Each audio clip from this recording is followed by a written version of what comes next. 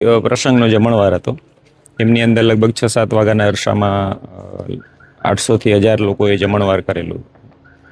એમાંથી 222 પેશન્ટો આપણી અલગ અલગ રીતે આવેલા હતા.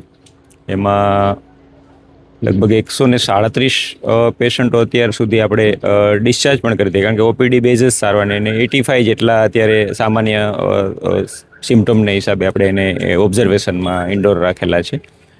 અને અત્યારે પણ 8-10 સવારથી અત્યાર સુધીમાં પેશન્ટ આવેલા, પણ બધા ઓપીડી બેઝ ઉપર. સામાન્ય એને હતું કે ભાઈ મને થોડું પેટમાં ગમતું નથી, એટલે એમને આપણે ઓપીડી બેઝ પર દવા આપીને ડૉક્ટરને એવું લાગ્યું કે અમને કંઈ દાખલ કરવાની જરૂરિયાત નથી, એટલે એવું ચાલી રહ્યું છે.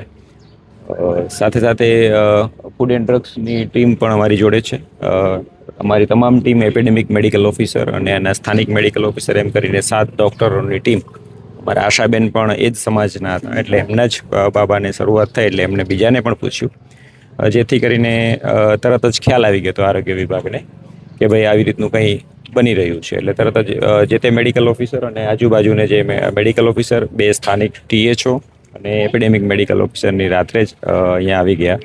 અને જેમ જેમ એમને જરૂરિયાત લાગતી ગઈ, સપોઝ કે 58 પેશન્ટ તો કાલે જ બતાવ્યું આપણે આજ PHCમાં, એમાંથી લગભગ 37ને તો ત્યાં ડિસ્ચાર્જ આપી ગયો. 7-8થી જેટલા હતા એમને આપણે રિફર કરવા પડ્યા. એમ ધીમે ધીમે કરતાં આગળ ચાલ્યું ને અત્યાર સુધીમાં લગભગ 222 અને બીજા આજના 10 અત્યારના, એટલે 232 પેશન્ટો જેટલા આવેલા છે.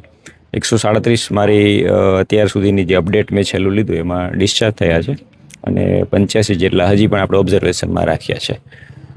આગળ બધા સેમ્પલો પણ લેવાઈ ગયા છે. વોમિટનું સેમ્પલ પણ લીધું છે, બ્લડના લીધેલા છે, પાણીના લીધેલા છે, અને